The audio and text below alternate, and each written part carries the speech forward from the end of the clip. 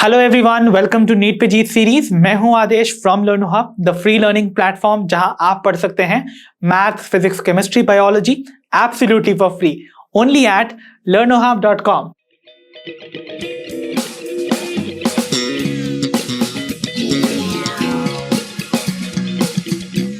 तो बच्चों, आज के सेशन में हम डिस्कस करने जा रहे हैं the must practice questions from the chapter transport and plants. So I hope आप सभी रेडी होंगे मेरे साथ इन क्वेश्चंस को प्रैक्टिस करने के लिए। So without wasting much time, let's get started.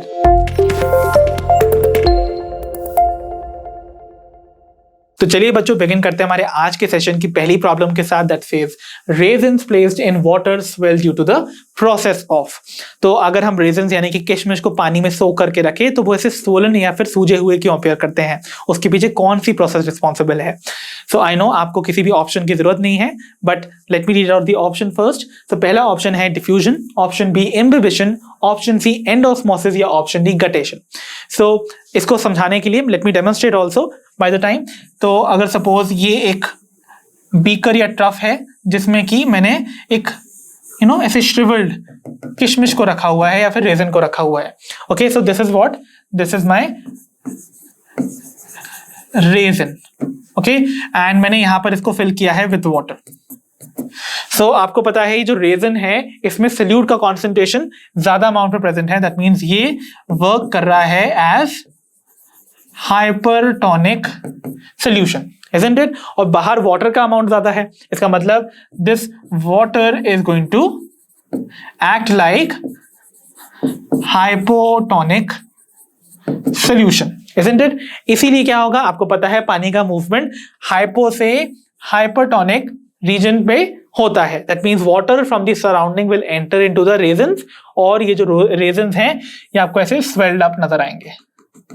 Okay, तो इसीलिए रेजन स्वेल अप हो जाते हैं बिकॉज वो वाटर को अंदर ले लेते हैं from the surrounding by the process of endosmosis. That means the correct option here would be option C, endosmosis, because end word मतलब बताता है, एंडो वर्ड मतलब होता है इनवर्ड, है ना, ऑस्मोसिस। तो मूवमेंट हो रहा है from the region of higher concentration of solvent to the region of lower concentration of solvent, that is water, okay, across the semi permeable membrane. और सिंस इनवर्ड मूवमेंट है, hence we call it endosmosis। तो आइए बच्चों discuss करते हैं अपनी next problem, which is problem number 2, that says the force responsible for guttation is। तो guttation के फिनोमिना को अकर करवाने के लिए कौन सा फोर्स रिस्पॉन्सिबल है, right? So I hope you all remember guttation क्या होता था।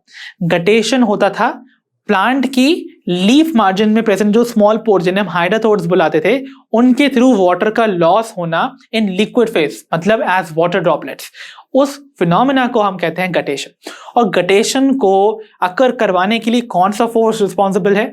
आई नो आप सभी को इसका आंसर पता है। Let me read out the option first. Option A is transpirational pull, option B root pressure, option C diffusion या option D osmosis. So the correct option would be option B root pressure. So I hope you all remember root pressure क्या था। Root pressure एक positive pressure है या आप कह सकते हो पॉजिटिव फोर्स है, और पॉजिटिव फोर्स या प्रेशर क्या होता है, जो कि पुश करता है वाटर को। So it pushes water upwards.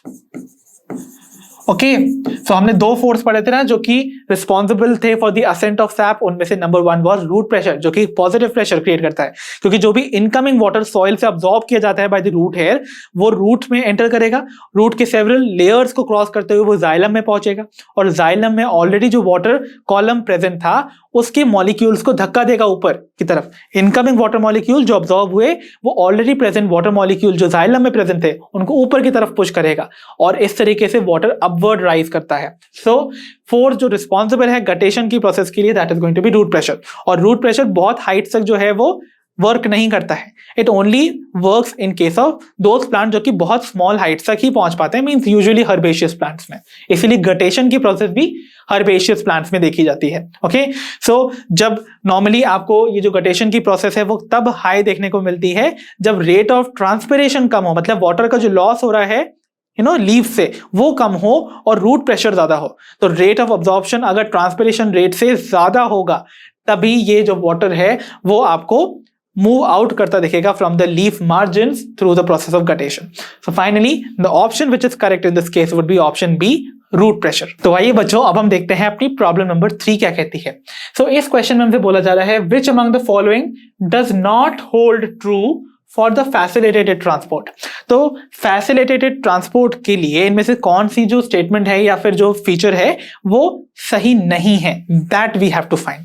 So option A is required special membrane proteins, option B highly selective, option C transport saturates, या option D uphill transport. See बच्चों, यू ऑल नो कि facilitated transport basically represent कर रहा है facilitated diffusion को, right? तो आपको पता है ना कि ऐसी डिफ्यूजन की प्रोसेस जो कि किसी ट्रांसपोर्ट प्रोटीन के थ्रू कैरी आउट की जाती है। तो डेफिनेटली यहां पर कुछ स्पेशल मेम्ब्रेन प्रोटीन रिक्वायर्ड थे, बिकॉज फैसिलिटेटेड डिफ्यूजन में उन मॉलिक्यूल्स का मूवमेंट दिखाया जाता है from region of higher to lower concentration, जो कि लिपिड सॉल्युबल नहीं है, और वो प्लाज्मा मेम्ब्रेन को इसलिए क्रॉस नहीं कर पा रहे थे, बिकॉज जो प्लाज्मा मेम्ब्रेन का नेचर है वो लिपिड का नेचर है, दैट मींस इट वाज लिपोप्रोटीनेशियस ना। तो लिपिड्स को वही मॉलिक्यूल क्रॉस कर सकते हैं जो कि लिपिड सॉल्युबल है, और मान लीजिए अगर सॉल्युबल नहीं हो कोई मॉलिक्यूल तो वो क्या करेगा, तो वो मूव करेगा inside the plasma membrane through special protein, जिन्हें हम बुलाते हैं दी ट्रांसपोर्ट प्रोटीन और simply the carrier proteins, right? So जो मेम्ब्रेन प्रोटीन्स हैं वो स्पेशली रिक्वायर्ड हैं। इसका मतलब ये वाली जो फीचर है रिगार्डिंग फैसिलिटेटेड ट्रांसपोर्ट, ये तो देखा जाता है उसमें। इसका मतलब ये करेक्ट होने की वजह से, मतलब ये फीचर होने की वजह से इस स्टेटमेंट को हमको करना पड़ेगा एलिमिनेट, ठीक है? ओके, देन बोला गया है कि फैसिलिटेटेड ट्रांसपोर्ट जो है क्या हाईली सिलेक्टिव है, हमको बताना है। तो देखिए, आपको पता है क्योंकि यहाँ पर प्रोटीन की रिक्वायरमेंट है मॉलिक्यूल्स को अंदर या बाहर करने के लिए, तो डेफिनेटली ये हाईली सिलेक्टिव मॉलिक्यूल्स को ही अंदर आने देगा। तो ये वाला फीचर भी फैसिलिटेटेड ट्रांसपोर्ट के लिए होल्ड ट्रू करता है, मतलब ये उसके लिए सच माना गया है। तो इसका मतलब ये वाला ऑप्शन भी एलिमिनेट करना पड़ेगा, बिकॉज हमें वो पर्टिकुलर फीचर आइडेंटिफाई करना है जो कि फैसिलिटेटेड ट्रांसपोर्ट से रिलेटेड गलत हो। ये दोनों तो सही है, इसीलिए then we have transport saturates. Definitely जो प्रोटीन, ट्रांसपोर्ट प्रोटीन जो कि मॉलिक्यूल्स को अंदर या बाहर कर रहा है, वो हो सकता है सारे के सारे ट्रांसपोर्ट प्रोटीन जो है वो ऑपरेशनल हो, मींस वो उस टाइम पर उन प्रोटीन से बाउंड हो या फिर उन मॉलिक्यूल से बाउंड हो जो उनको ट्रांसपोर्ट करना था, है ना? इसका मतलब हो सकता है कि सेल मेम्ब्रेन पे जितने भी ट्रांसपोर्ट प्रोटीन्स हैं वो उनमें से कोई भी फ्री ना हो, तो मतलब वो अपने सैचुरेशन लेवल पे पहुंच गए हो। तो इसका मतलब ये वाली जो फीचर है that is also true regarding the facilitated diffusion और द ट्रांसपोर्ट। इसका मतलब ये भी आपको करना पड़ेगा eliminate. So finally we are left with option D, that is uphill transport. Yes, facilitated transport uphill transport नहीं कहलाता है, बिकॉज फैसिलिटेटेड ट्रांसपोर्ट जो है वो again is a type of passive transport. Uphill transport होता था एक्टिव ट्रांसपोर्ट, बिकॉज अपहिल का मतलब ही बताता है ना कि जब आप हिल की चढ़ाई चढ़ोगे ऊपर की तरफ तो you will have to spend energy, और आप नीचे से ऊपर जा रहे हो means against the gravity, isn't it? तो ये कंडीशन जो है that is related to active transport, और जब भी आप अपहिल जाओगे या एक्टिव होगे that means you will require energy.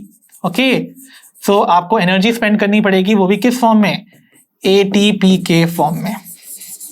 Okay, सो यही वो फीचर है जो कि फैसिलिटेटेड ट्रांसपोर्ट के लिए ट्रू नहीं है। इसका मतलब that is going to be the option जो कि यहां पर करेक्ट होगा। So option D in this case would be correct, because uphill transport में आप अगेंस्ट द कॉन्सेंट्रेशन ग्रेडियंट जा रहे हो, वाइल फैसिलिटेटेड ट्रांसपोर्ट में आप डाउन द कॉन्सेंट्रेशन ग्रेडियंट आते हो, means high to lower concentration region की तरफ। ओके, तो आइए बच्चों देखते हैं अपनी प्रॉब्लम नंबर 4 को, that says root pressure and transpiration are involve in the ascent of sap by. तो जो रूट प्रेशर और ट्रांसपायरेशन नाम के दो फोर्सेस हैं वो असेंट ऑफ सैप में यानी कि upward movement of water through xylem में कैसे हेल्प करते हैं। तो देखिए, option A is pushing it upwards, क्या वो पानी को अपवर्ड पुश करते हैं, या option B pulling and pushing it respectively, क्या रूट प्रेशर पुल करता है वाटर को और ट्रांसपायरेशन पुश करता है वाटर को रिस्पेक्टिवली, या पुलिंग इट अपवर्ड्स, क्या मतलब दोनों ही फोर्सेस पानी को ऊपर खींचते हैं, या फिर option D pushing and pulling it respectively, यानी कि रूट प्रेशर वाटर को पुश कर रहा है और ट्रांसपायरेशन वाटर को पुल कर रहा है अपवर्ड, जिसकी वजह से वाटर का अपवर्ड मूवमेंट हो रहा है। तो कौन सा ऐसा ऑप्शन है जो कि करेक्ट है इन this case? Definitely option D would B right, right, because आपको बताया था मैंने रूट प्रेशर क्या है, एक पॉजिटिव प्रेशर है जो कि असेंट ऑफ सैप में हेल्प करता है। मतलब पॉजिटिव प्रेशर प्लांट्स के केस में वुड बी द वन जो कि पुश कर रहा है वाटर को अपवर्ड, एंड ट्रांसपायरेशन जनरेट करता है एक पुल, इसीलिए तो हम ट्रांसपायरेशन पुल कहते हैं, इजंट इट। तो वो डेवलप करता है एक नेगेटिव प्रेशर या टेंशन क्रिएट करता है जिसकी वजह से वाटर अपवर्ड पुल होता है। सो रूट प्रेशर पुश करता है और ट्रांसपायरेशन पुल करता है वाटर को respectively. Hence the correct option here would be option D. तो आइए बच्चों अब हम डिस्कस करते हैं अपनी प्रॉब्लम नंबर 5 को, that says the expansion of a cell kept in water due to osmosis is chiefly regulated by। तो एक सेल जो कि बेसिकली वाटर में प्लेस्ड है, जब वो एक्सपैंड करता है तो उसके एक्सपेंशन को रेगुलेट करने में इनमें से किस पर्टिकुलर स्ट्रक्चर का इंपॉर्टेंट रोल है? तो option A is plastids, option B ribosomes, option C mitochondria या option D vacuole. And the correct option here would be option D vacuoles. You all know very well कि जब भी हम किसी plant cell के cell के expansion या फिर उसके श्रिंकेज की बात करते हैं, when it is being placed in different solutions, उनको रेगुलेट करने के लिए सबसे इंपॉर्टेंट रोल जो है वो वैक्यूल का होता है, बिकॉज वैक्यूल ही है जिसके अंदर मूवमेंट। बिकॉज नॉर्मली देखिए क्या होता है, सपोज अगर एक प्लांट सेल है, this is a plant cell, ठीक है, जिसकी बाहर वाली मैंने सेल वॉल बना दी, ये प्लाज्मा मेम्ब्रेन है, 90% तो आप जानते हैं इसका वॉल्यूम ऑक्यूपाई करता है the vacuole, and let's say यहां पर न्यूक्लियस प्रेजेंट है, ठीक है। सो जब भी वाटर की एंट्री होगी तो वो मूव करेगा, बिकॉज देखिए वैक्यूल के अंदर आपको पता है डिफरेंट टाइप के सब्सटेंसेस फिल्ड होते हैं जो कि टोनिसिटी को डिफाइन करते हैं सेल की। तो सेल के अंदर वैक्यूल में अगर ज्यादा अमाउंट ऑफ सॉल्यूट प्रेजेंट है तो उसके अंदर हाइपरटोनिक कंडीशन होगी, वाटर एंटर करेगा इनटू द वैक्यूल, और जब वैक्यूल वाटर को अंदर अब्सॉर्ब करेगा तो उसका साइज इंक्रीज होगा, तो ये जो वैक्यूल है वो साइज में बढ़ेगा। जब ये साइज में बढ़ेगा तो ये बाहर जो साइटोप्लाज्म प्रेजेंट है उसको पुश करेगा, साइटोप्लाज्म पुश होगा तो प्लाज्मा मेम्ब्रेन जो है वो पुश करेगी अगेंस्ट दी सेल वॉल, और इसकी वजह से आपका जो सेल है वो टर्जिट होगा, एक्सपैंड करने की कोशिश करेगा। तो इसीलिए वैक्यूल्स का डायरेक्ट रोल होता है इन दी एक्सपेंशन ऑफ सेल, जो कि प्लेस किए जाते हैं इन दी हाइपोटोनिक सोल्यूशन यूजुअली, है ना। इवन अगर हम हाइपोटोनिक सोल्यूशन की बात करेंगे तब भी यही कंडीशन होती है कि वाटर जो है वो बाहर मूव करता है एंड अगेन वैक्यूल का साइज श्रिंक कर जाता है, जिसकी वजह से साइटोप्लाज्म भी श्रिंक होता है। So vacuole plays a very important role when it comes to the expansion और the shrinkage of a cell. Okay, so final option which is correct would be option D. तो चलिए बच्चों discuss करते हैं अपनी problem number 6 को, that says which among the following most appropriately defines the functions of companion cells. तो companion cells के function को इनमें से कौन सा ऑप्शन मोस्ट अप्रोप्रिएटली उसके फंक्शन को डिफाइन कर रहा है या बता रहा है? सो पहला ऑप्शन है हमारा to provide energy to the sieve elements for active transport. तो क्या कंपेनियन सेल्स सीव एलिमेंट्स को एनर्जी प्रोवाइड करते हैं ताकि वो एक्टिव ट्रांसपोर्ट कर सके? तो आपको याद करना पड़ेगा फ्लोएम के थ्रू ट्रांसपोर्टेशन, राइट। तो मैंने आपको मंच फ्लो हाइपोथेसिस या फिर आपको मास फ्लो हाइपोथेसिस या सिंपली जैसे प्रेशर फ्लो हाइपोथेसिस बुलाते हैं वो बताई थी। तो क्या कंपेनियन सेल्स सीव एलिमेंट्स को एनर्जी प्रोवाइड कर रहे थे ताकि वो एक्टिव ट्रांसपोर्ट कर सके? नहीं ना। ओके, देन ऑप्शन बी की बात की जाए to provide water to the phloem. तो क्या कंपेनियन सेल्स का काम है कि वो फ्लोएम तक पानी पहुंचाएं? No, that is also wrong. फिर अगर बात की जाए ऑप्शन सी की, that is loading of sucrose passively into the sieve elements. क्या कंपेनियन सेल्स का काम है सुक्रोज को लोड करना passively into the sieve elements? Sieve elements में सुक्रोज को एक तरह से लोड करना बट पैसिवली। तो ये स्टेटमेंट अपने आप में ही एक तरह से कॉन्ट्राडिक्टरी है, बिकॉज लोडिंग जो है वो ऑब्वियसली एक्टिव प्रोसेस है, तो वो पैसिवली लोडिंग कैसे कर सकता है, इजंट इट? तो अगर बात की जाए ऑप्शन डी की, तो ऑप्शन डी में देखिए ये स्टेटमेंट सही से लिखी है, that is loading of sucrose into the sieve elements. तो सीव एलिमेंट्स में सुक्रोज लोड किया जा रहा है और loading is definitely an active process. तो ये स्टेटमेंट ज्यादा अप्रोप्रिएट है when it comes to the function of the companion cell, क्योंकि कंपेनियन सेल्स का काम ही यही है कि वो एक्टिवली क्या कर रहे हैं, सुक्रोज को जो सोर्स सेल है उससे निकाल के कहां ट्रांसपोर्ट कर रहे हैं, inside the sieve tube elements. So this is going to be our correct option. So remember बच्चों, आपको मैंने बताया भी था कि कैसे, सपोज अगर ये मैंने ड्रॉ किया है एक sieve tube, ओके, मैंने इसके दो एलिमेंट्स को यहाँ रिप्रेजेंट किया है, ये इनकी sieve प्लेट पे प्रेजेंट sieve पोर्स हैं एंड यहाँ ये अटैच्ड आपको नजर आ रहे हैं द कंपेनियन सेल्स।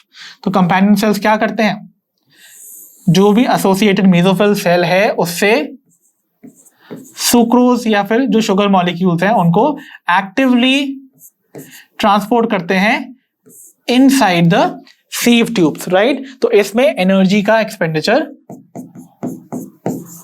होता है। ओके, सो एक्टिव ट्रांसपोर्ट को ही वी से loading. So hence the correct option here would be option D. तो आइए बच्चों, अब हम देखते हैं अपनी प्रॉब्लम नंबर 7 को, that says the process of guttation is usually observed when. तो गटेशन की प्रोसेस आपको यूजुअली कब देखने को मिलती है? ऑप्शन है हमारे, option A rate of transpiration is high and root pressure is low. क्या आपको तब देखने को मिलती है जब रेट ऑफ ट्रांसपिरेशन ज्यादा हो और रूट प्रेशर कम हो, या फिर आपको देखने को मिलती है both rate of transpiration and root pressure are low, मतलब जब जिस दिन आपको रूट प्रेशर और ट्रांसपिरेशन जो रेट है दोनों ही स्लो देखने को मिल रहा है, बहुत कम देखने को मिल रहा है, या option C rate of transpiration is low and the root pressure is high, या option D both rate of transpiration and root pressure is high. So बच्चों याद कीजिए, मैंने बोला था गटेशन की जो प्रोसेस है वो रिजल्ट करती है फ्रॉम दी फोर्थ, जो कि कहलाता है द रूट प्रेशर। तो जितना ज्यादा रूट प्रेशर होगा उतना वाटर ऊपर की तरफ प्रोपेल होगा और वो गटेशन के थ्रू ऑब्वियसली बाहर आएगा।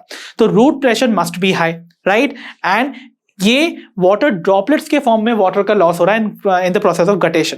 तो इसका मतलब यूजुअली जो वाटर लॉस होता है नॉर्मली लीफ के सरफेस से वो वाटर वेपर के फॉर्म में होता है when transpiration occurs.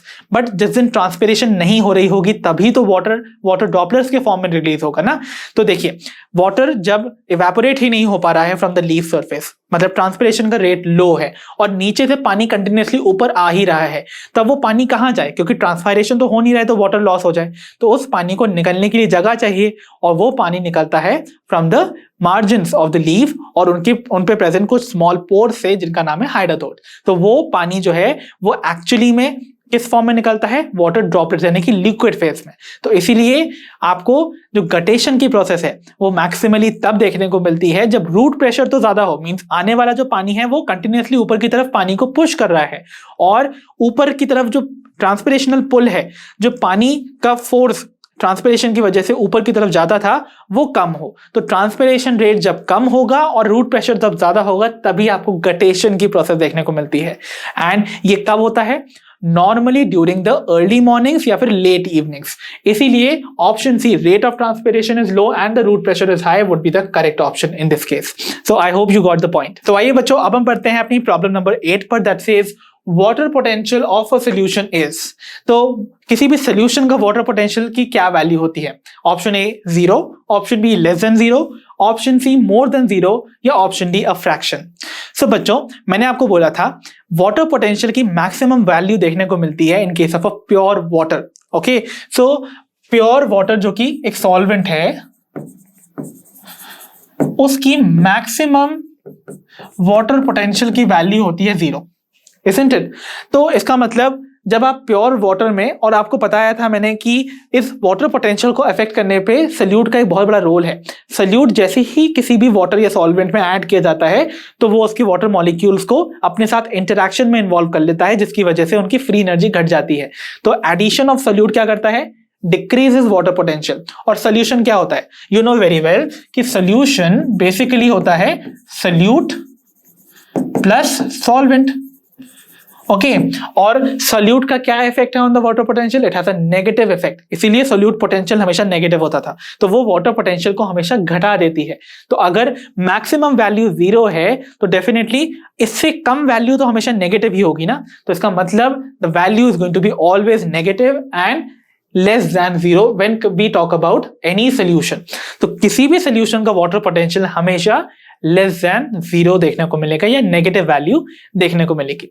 Finally the correct option here would be option B. तो आइए बच्चों डिस्कस करते हैं अपनी प्रॉब्लम नंबर 9 को, that says choose the correct statement from the options given below.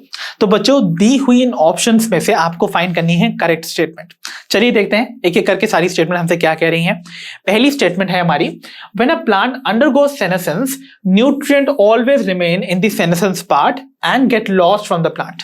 तो क्या ऐसा होता है कि कभी जब प्लांट ओल्ड हो रहा है, मतलब सेनेसेंट एजिंग की तरफ जा रहा है, तो वो एज्ड प्लांट ऑर्गन जो है अपने पास न्यूट्रिएंट को होल्ड करके रखता है और वो जब गायब होता है तो वो प्लांट के साथ ही एक तरह से लॉस्ट हो जाता है।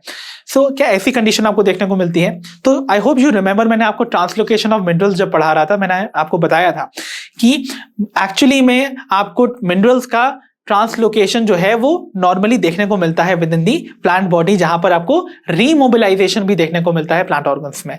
जैसे कि वो ऑर्गन जो कि एक्चुअली एज कर रहा है बहुत ज्यादा, वहां वो प्लांट ऑर्गन प्रोडक्टिव नहीं है ना प्लांट के लिए, क्योंकि वो उतनी ज्यादा प्रोडक्टिविटी परफॉर्म नहीं कर पा रहा है, प्लांट को ज्यादा बेनिफिट नहीं दे पा रहा है। तो इसीलिए प्लांट जो है वहां पर उस पर्टिकुलर प्लांट ऑर्गन की तरफ जो न्यूट्रिएंट की सप्लाई है उसको कट ऑफ कर देती है या फिर कम कर देती है, और उसको डायरेक्ट करती है उस ऑर्गन की तरफ जो कि यंग और डेवलपिंग फेज में है, ताकि उसको न्यूट्रिएंट सप्लाई करके जब वो प्लांट ऑर्गन डेवलप हो जाएगा, मैच्योर हो जाएगा, तो वो प्लांट के लिए प्रोडक्टिविटी बढ़ा के उस प्लांट को बेनिफिट दे पाए।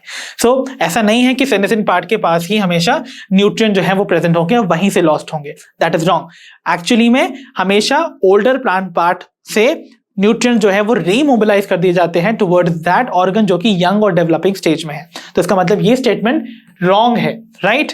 चलिए देखते हैं option B, that says in flowering plants complex traffic of compounds move in an unorderly manner in different directions. क्या ये स्टेटमेंट करेक्ट है?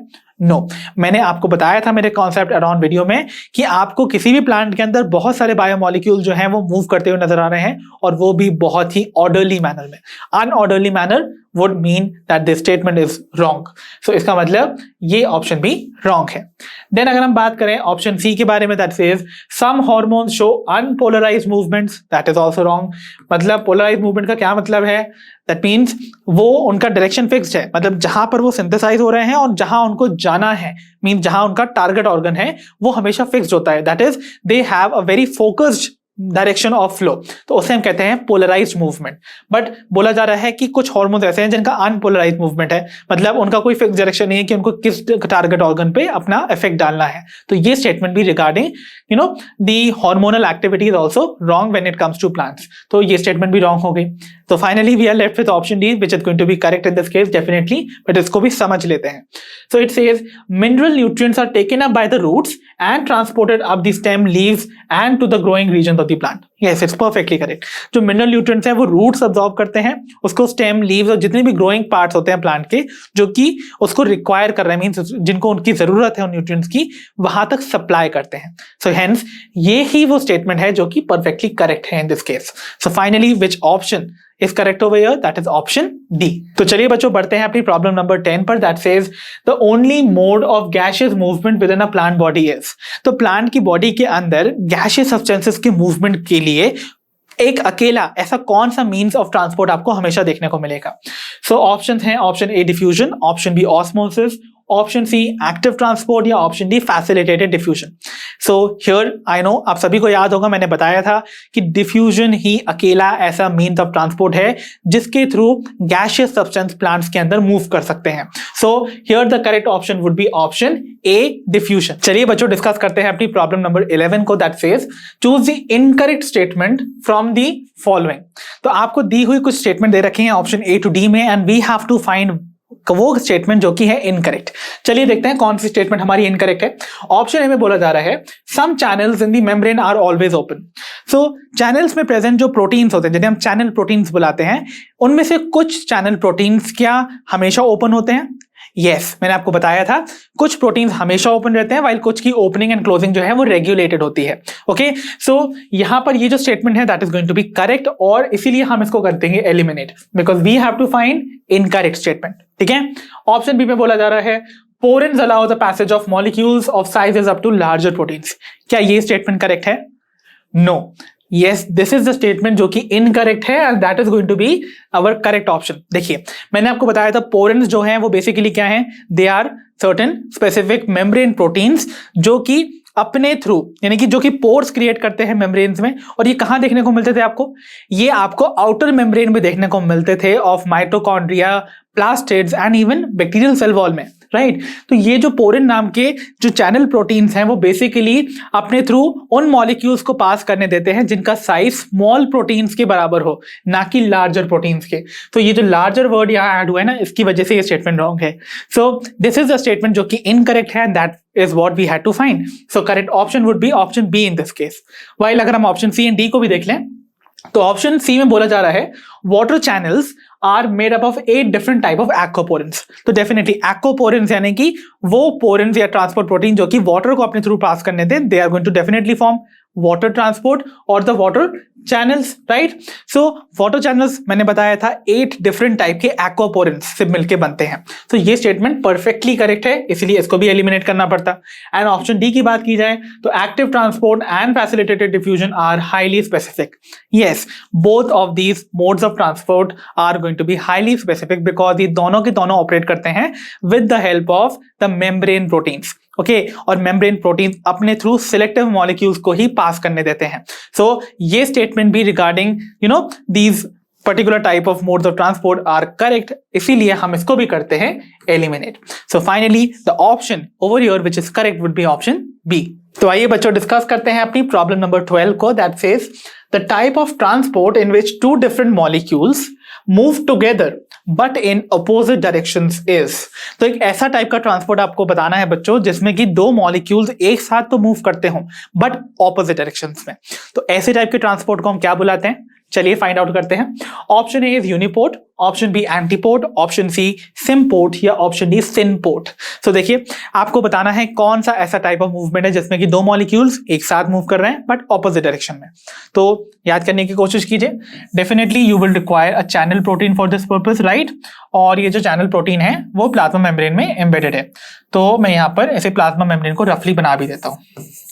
सो बताइए कौन सा ऐसा ट्रांसपोर्ट आपको देखने को मिल रहा है फ्रॉम दी ऑप्शन जिसमें कि 2 मॉलिक्यूल्स ऑपोजिट डायरेक्शन में एक साथ मूव करेंगे। So they are going to be showing antiport, because anti word का मतलब क्या होता है, इट मींस ऑपोजिट, राइट। इसका मतलब अगर एक मॉलिक्यूल इस ट्रांसपोर्ट प्रोटीन के थ्रू एंटर कर रहा है inwards across the plasma membrane, तो उसके बदले दूसरा मॉलिक्यूल बाहर मूव करेगा। So this type of movement is facilitated by antiport. Okay, uniport में as the name suggest uni मतलब होता है 1, तो मतलब एक ही मॉलिक्यूल का मूवमेंट होगा, बट हमसे बात की जा रही है यहाँ पर 2 डिफरेंट मॉलिक्यूल्स की मूवमेंट की। देन वी हैव सिम्पोर्ट, जहां पर अगेन 2 मॉलिक्यूल्स तो मूव कर रहे हैं but in the same direction, and symport is not any type of transport. So the correct option here would be finally option B. तो चलिए बच्चों बढ़ते हैं अपनी प्रॉब्लम नंबर 13 पर। The chief similarity between active transport and facilitated diffusion is, यानी कि active transport और facilitated diffusion जो कि 2 टाइप के डिफरेंट आपको ट्रांसपोर्ट के मोड देखने को मिल रहे हैं, इनके बीच में चीफ सिमिलैरिटी क्या है वो आपको फाइंड करनी है from these options. Okay, option A में बोला जा रहा है बोथ आर पैसिव। क्या दोनों की दोनों प्रोसेसेस पैसिव है, इनमें कोई एनर्जी का एक्सपेंडिचर नहीं होता है? You know very well, active transport में नाम ही एक्टिव आ रहा है, मतलब ऑब्वियसली ये एक एक्टिव प्रोसेस है जिसमें एनर्जी स्पेंड की जा रही है। डेफिनेटली एक्टिव ट्रांसपोर्ट तो पैसिव नहीं होगा ना, इसका मतलब both are not going to be passive. Facilitated diffusion जो है वो एक पैसिव प्रोसेस है, but active transport requires energy, इसीलिए ये स्टेटमेंट है रॉन्ग। ठीक है, अगर बात की जाए ऑप्शन बी की, both consume energy in the form of ATP, तो मैंने बोला एक्टिव ट्रांसपोर्ट तो भले ही एक्टिव प्रोसेस है तो एनर्जी यूज करेगा ये एटीपी के फॉर्म में, बट पैसिव प्रोसेस क्या है, फैसिलिटेटेड डिफ्यूजन। तो इसका मतलब फैसिलिटेटेड डिफ्यूजन में आपको कोई एनर्जी यूज नहीं करनी है in the form of ATP. तो इसका मतलब ये स्टेटमेंट भी हो गई रॉन्ग, बिकॉज एटीपी की कोई रिक्वायरमेंट नहीं है in case of facilitated diffusion. ठीक है, फिर बात करते हैं बोथ आर नॉन सिलेक्टिव। क्या दोनों प्रोसेस नॉन सिलेक्टिव हैं, मतलब दोनों ही अपने थ्रू किसी भी मॉलिक्यूल को ट्रांसपोर्ट करा सकते हैं इस मेथड से? No, I told you facilitated diffusion और साथ ही साथ जो आपके एक्टिव ट्रांसपोर्ट है दोनों ही मेम्ब्रेन प्रोटीन्स पे डिपेंडेंट है, और प्रोटीन्स जो हैं वो सिलेक्टिव मॉलिक्यूल्स को ही अपने थ्रू पास करने देते हैं। इसका मतलब वो दोनों प्रोसेसेस जो हैं they are highly selective in nature. इसका मतलब ये स्टेटमेंट भी रॉन्ग है। तो finally option D only will be correct now.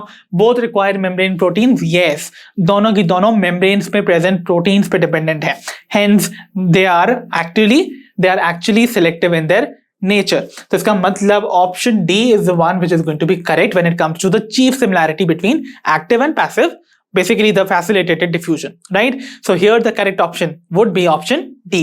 तो चलिए बच्चों बढ़ते हैं अपनी प्रॉब्लम नंबर 14 पर, that says select the correct statement from the following. So बच्चों दी हुई स्टेटमेंट में से we have to find the correct statement. चलिए देखते हैं हमारे स्टेटमेंट्स को। पहला स्टेटमेंट है हमारा osmotic pressure is the negative pressure applied. तो क्या ऑस्मोटिक प्रेशर एक नेगेटिव प्रेशर है जो कि अप्लाई किया जाता है? तो आई होप यू रिमेंबर मैंने आपको जो डेमोन्स्ट्रेशन पढ़ाया था of the process of osmosis, जिसमें मैंने आपको बोला था एक बीकर में let's suppose we have filled pure water और इसी बीकर में हमने इंसर्ट किया है एक थिसल फनल जिसके अंदर फिल्ड है सुक्रोज सोल्यूशन या शुगर सोल्यूशन से। सो आपको बताया था मैंने इस बीकर में हमने फिल किया था water. So this is pure water और यहां पर सपोज मैंने फिल किया था शुगर और सिंपली सुक्रोज सोल्यूशन। ठीक है, तो this is my sugar solution, isn't it? ठीक है, तो मैंने बोला अगर इस पर्टिकुलर थिसल फनल में शुगर के मॉलिक्यूल्स प्रेजेंट है, सल्यूट प्रेजेंट है, राइट? अब सल्यूट का क्या इफेक्ट होता है? सल्यूट का जो नेचर है वो होता है पुलिंग का। तो मतलब सल्यूट मॉलिक्यूल्स अगर कहीं प्रेजेंट होंगे तो वो वाटर को अपनी तरफ पुल करते हैं। तो इसका मतलब ये शुगर सोल्यूशन वाटर को अपनी तरफ पुल करेगा और ये एंटर करेगा through the semi permeable membrane जो कि थिसल फनल के एंड पे लगाई गई है। ठीक है, तो शुगर सोल्यूशन पानी को खींचने का काम करता है, सल्यूट का काम पानी खींचने का है। जितने प्रेशर से एक सल्यूट पानी को अपनी तरफ खींचता है उसे हम कहते हैं द सल्यूट पोटेंशियल या फिर ऑस्मोटिक पोटेंशियल। ठीक है, और क्योंकि ये पुल कर रहा है तो वो प्रेशर कैसा हुआ? Negative pressure. और इस पुलिंग को रोकने के लिए मुझे कैसा नेचर लगाना पड़ेगा? अगर ये पुलिंग नेचर रख रहा है और मैं चाहता हूं कि कोई भी वाटर मॉलिक्यूल अंदर पुल ना हो तो मुझे इस सुक्रोज सोल्यूशन को पुश करना पड़ेगा। जितने प्रेशर से ये पुल कर रहा है वाटर मॉलिक्यूल को अंदर, उतना पॉजिटिव प्रेशर अगर मैं ऊपर से अप्लाई कर दूं तो क्या होगा? ये शुगर सोल्यूशन पानी को अपनी तरफ नहीं खींच पाएगा। तो जितना पॉजिटिव प्रेशर मैं ऊपर से अप्लाई करता हूं to stop the process of osmosis would be called the osmotic pressure. So difference समझ में आया आपको? ऑस्मोटिक प्रेशर में, ऑस्मोटिक पोटेंशियल में। ऑस्मोटिक पोटेंशियल नेगेटिव प्रेशर है जिससे कि सॉल्यूट मॉलिक्यूल्स पानी अंदर खींचते हैं, और ऑस्मोटिक प्रेशर वो एक्स्ट्रा प्रेशर है जो हम अप्लाई करते हैं to prevent the process of osmosis, right? But दोनों ही वैल्यू इक्वल है। मान लीजिए -10 बार के प्रेशर से पानी को वाटर मॉलिक्यूल्स को खींच रहा है सल्यूट, तो अगर मैं पॉजिटिव 10 बार का प्रेशर अप्लाई कर दूं ऊपर से तो इनका जो इफेक्ट है वो नलिफाई हो गया ना, वो जीरो हो गया। तो इसका मतलब there is no net movement of water, isn't it? इसीलिए याद रखिए जो ऑस्मोटिक प्रेशर होता है, जो पॉजिटिव प्रेशर होता है, क्योंकि वो हम अप्लाई करते हैं डाउनवर्ड्स बाय पुशिंग, तो osmotic pressure is going to be a positive pressure, not a negative pressure. इसीलिए ये स्टेटमेंट रॉन्ग है। चलिए देखते हैं अपने ऑप्शन बी को, that is osmotic potential is positive. अभी बताया मैंने ऑस्मोटिक पोटेंशियल जैसे हम सॉल्यूट पोटेंशियल बुलाते हैं, ये वो प्रेशर है जिससे कि सॉल्यूट पानी को अपनी तरफ पुल करता है। अगर पुलिंग कर रहा है तो इसका मतलब वो नेगेटिव प्रेशर होगा, इसलिए ये भी रॉन्ग हो गया। ठीक है, चलिए देखते हैं option C, that says more the solute concentration in the solution, more will be the pressure required to prevent the water molecules from diffusing in.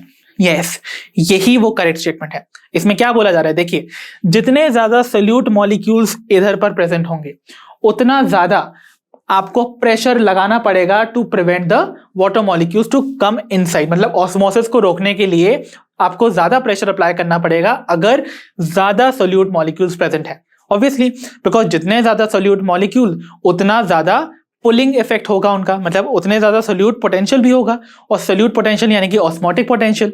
तो जितना ज्यादा ऑस्मोटिक पोटेंशियल यानी कि जितना ज्यादा पुलिंग आपका नेचर होगा सॉल्यूट का, उतना ज्यादा आपको पुशिंग फोर्स लगाना पड़ेगा टू प्रिवेंट द ऑस्मोसिस।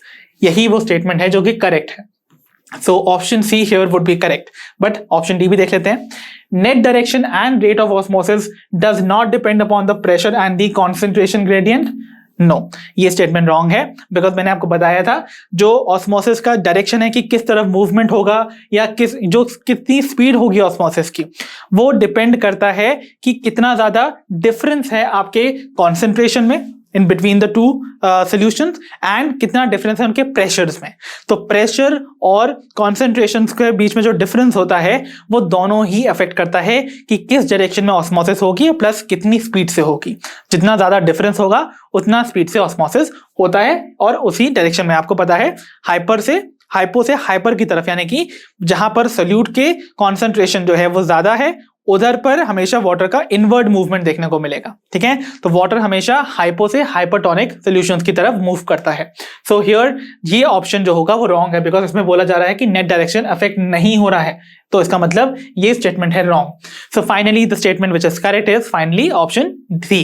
चलिए बच्चों, अब हम डिस्कस करते हैं अपनी problem number 15 that says 4 solutions PQRS are separated by selectively permeable membrane possess water potential -7 bars, -13 bars, -9 bars and -4 bars respectively।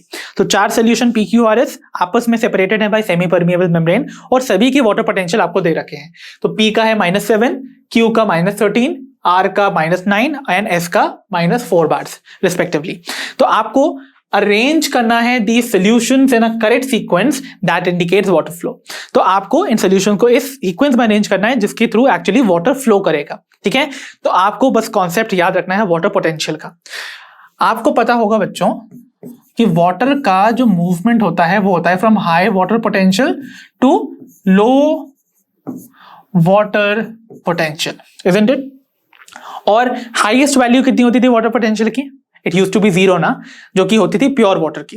तो इसका मतलब है कि हमेशा जो सोल्यूशन की वैल्यू है वो हमेशा घटती जाएगी। तो इसका मतलब अगर जैसे जैसे आप सोल्यूट डालेंगे तो 0 से कम ही होती जाएगी वैल्यू, और 0 से कम आपको जानते ही हैं कि हमेशा नेगेटिव वैल्यू होती है। तो जितनी ज्यादा नेगेटिव वैल्यू होती जाएगी उतना वाटर पोटेंशियल कम होता जाता है। तो इस कॉन्सेप्ट को आपको याद रखना है कि जितनी ज्यादा नेगेटिव नंबर होगा, जितना बड़ा नेगेटिव नंबर होगा उसकी उतनी कम वैल्यू होगी इन case of the water potential, उतना छोटा उसका वैल्यू होगा इन द रियल सेंस। और जितना स्मॉल आपका नेगेटिव नंबर होगा वो उतना बड़ा होगा। जैसे कि इंटीजर कॉन्सेप्ट में होता है ना कि आपको पता ही है कि -1 जो है वो -10 से हमेशा बड़ा है, इजंट इट? तो जितना छोटा नंबर होगा उतनी ज्यादा बड़ी वैल्यू होगी नेगेटिव में, और जितना बड़ा नंबर होगा उतनी कम उसकी नेगेटिव वैल्यू होती है, राइट? तो देखिए अब यहां पर अगर हम अरेंज करें ऑब्वियसली वाटर के हायर से लोअर वाटर पोटेंशियल की ओर, तो आपको हमेशा वो वाटर पोटेंशियल की वैल्यू लगानी है जिसकी लोएस्ट नेगेटिव वैल्यू हो, बेसिकली यहां पर। तो ये होगी आपकी -4 बार, राइट? तो -4 बार जो है इसकी सबसे हाईएस्ट वाटर पोटेंशियल है, क्योंकि इसकी नेगेटिव वैल्यू, जो नेगेटिव नंबर है वो सबसे स्मॉलेस्ट है। ठीक है, फिर आता है दी -7 बार, फिर देखा जाए तो -9 एंड लास्टली वी हैव -13 बार, क्योंकि -13 जो है सबसे बड़ा नंबर है और सिंस नेगेटिव वैल्यू है इसकी वैल्यू सबसे छोटी हो जाएगी। तो ये रीजन है सबसे लोएस्ट वाटर पोटेंशियल का और ये सोल्यूशन है with the highest water potential. तो वाटर का मूवमेंट इस डायरेक्शन में होना चाहिए, है ना, इन वाटर पोटेंशियल के सीक्वेंस में। तो आइए अरेंज कर लेते हैं। -4 बार किसका था भाई? ऑब्वियसली एस का। ठीक है, -7 किसका था? -7 था पी का। देन बात करें -9 का, तो -9 था आर का, एंड फाइनली जो -13 था वो क्यू का था। तो मूवमेंट कहां हुआ? From S, P, R and Q. Okay, so जो करेक्ट सीक्वेंस होगा that is going to be S, P, R, Q.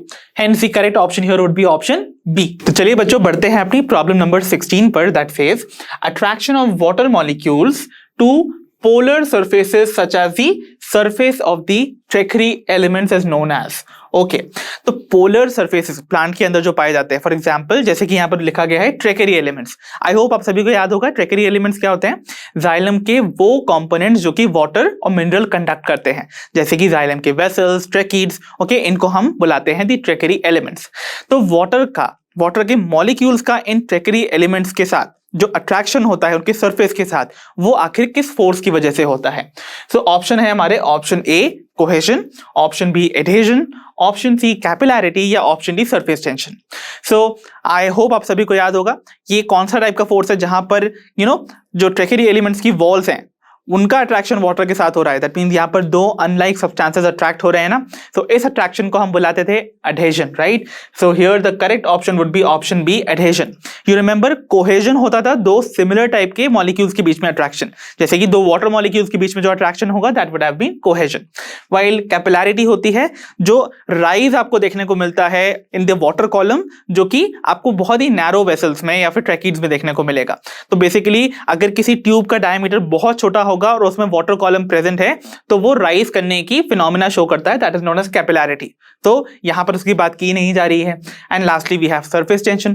तो सरफेस टेंशन टेंशन आप जानते हैं किसी भी लिक्विड की टेंडेंसी होती है to attain a minimum surface area, जो कि वाटर भी शो करता है बिकॉज वो अपने लिक्विड फेज में प्रेजेंट है, इजंट इट? तो वाटर अपने लिक्विड फेज में एक फिनोमिना शो करता है जिससे वो मिनिमम सरफेस एरिया अटेन कर पाए या टेंडेंसी रखता है उसको अटेन करने की, that is known as surface tension. तो उसकी भी बात यहां नहीं की जा रही है। ओवर हियर जिसकी बात की जा रही है that is the adhesive force और the adhesion. I hope it is clear. तो चलिए बच्चों बढ़ते हैं अपनी प्रॉब्लम नंबर 17 पर, that says all elements are remobilized accept.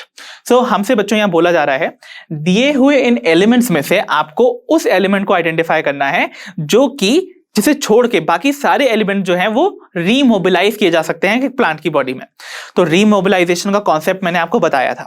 Plants में कुछ ऐसे ऑर्गन्स होते हैं जो कि बहुत मैच्योर्ड हैं, यानी कि काफी ओल्ड हो चुके हैं, राइट? और वहां पर मिनरल ओरिजिनली सप्लाई किए जा रहे थे, बट सिंस अब वो इतने ओल्ड हो चुके हैं कि वो अपनी प्रोडक्टिविटी ज्यादा अच्छे से एफिशिएंसी से नहीं परफॉर्म कर पा रहे हैं, राइट? सो इसका मतलब क्या हुआ, मतलब वो इतनी अच्छी फंक्शनिंग नहीं कर सकते हैं जिससे कि प्लांट की प्रोडक्टिविटी इंक्रीज हो सके। तो क्या होगा, प्लांट उन ऑर्गन से जो मिनरल की सप्लाई है उसको डाइवर्ट कर देगा उन ऑर्गन्स की तरफ जो कि डेवलपिंग या फिर यंग स्टेज में है, और उन मिनरल्स की सप्लाई वहां बढ़ाने से जब वो ऑर्गन जो यंग स्टेज में था वो मैच्योर होगा तो वो अपने फंक्शंस एफिशिएंटली परफॉर्म करके प्लांट की प्रोडक्टिविटी को बढ़ाएगा। तो इस मूवमेंट का यानी कि इन मिनरल आयंस के मूवमेंट का फ्रॉम अ ओल्डर और a mature plant part to a younger developing part is known as remobilisation. तो सारे एलिमेंट्स रीमोबिलाइज किए जा सकते हैं एक्सेप्ट द वन जो कि यहां इन ऑप्शन में दिया है। तो चलिए फाइंड आउट करते हैं कौन सा वाला है वो element. So option A is phosphorus, option B potassium, option C calcium या option D nitrogen. So I hope you all remember, मैंने आपको बताया था कैल्शियम जो होता है वो एक सेल का स्ट्रक्चरल कंपोनेंट बनाता है एंड हेंस इसीलिए वो इजीली रीमोबिलाइज नहीं किया जा सकता है from the plant cell.